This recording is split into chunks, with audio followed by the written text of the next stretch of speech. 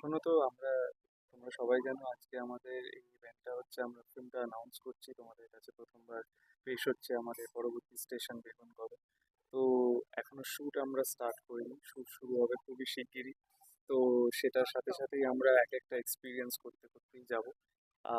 স্টেশনে এখনো পা দিইনি, স্টেশনে পা দিয়ে যে আমার কি হতে চলেছে আমি তো যাই হোক ভূতে বিশ্বাস করি না, কিন্তু ভূত বলে বিষয়টাতে হয়তো একটু হলেও ভয় পাই, কারণ কোনো সময় আবার বিশ্বাসটা কি বলতো দেখার মতন, হঠাৎ করে দেখে ফেললে কিন্তু প্রচন্ড ভয়ই পাবো।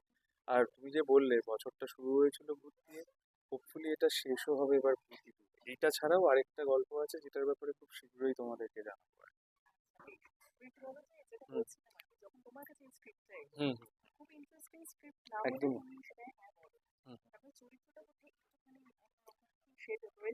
আসলে আমরা না সবাই একটু বড় হয়েছি অনেক স্কুবিডু দেখে, এরকম ভূতের গল্প দেখে, সে আহাট হোক, স্কুবিডু হোক, কারেজ দ্য কাভারলি ডগ হোক। সেখানে সবসময় যে ভূতটা আসলে ভূত, কি সত্যি কি ভূত আছে কি নেই, এই বিষয়গুলো নিয়ে ওরা ডিল করতো। আমার প্রথমেই ওইরকম একটা গল্পের কথা মাথায় আসলো যখন আমি এই পার্টিকুলার চরিত্র কেন, পুরো গোটা স্ক্রিপ্টটাই শুনলাম। আর চন্দ্র শুধু তো এখানেই লেখে না, ও তো আগে টিভিএফ নামক একটা অর্গানাইজেশনের সাথেও কাজ করেছে, তো ওর লেখার মধ্যে না ওই মজাটা আছে। বোধ চন্দ্র সুচন্দ্রা দুজনেই যে এই গল্পটা লিখতে পেরেছে আমাকে সত্যি আকর্ষিত করেছে, কারণ এরা তো নতুন মেকার্স, এদের তো কোনো কাজ আগে আমি অ্যাটলিস্ট দেখি। তো আমাকে সত্যি গল্প ছাড়া কিছু আকর্ষিত করেনি এখানে, মানে প্রথমত মানে প্রাথমিকভাবে শুধুমাত্র গল্পটা এত ভালো লেগেছে আমার।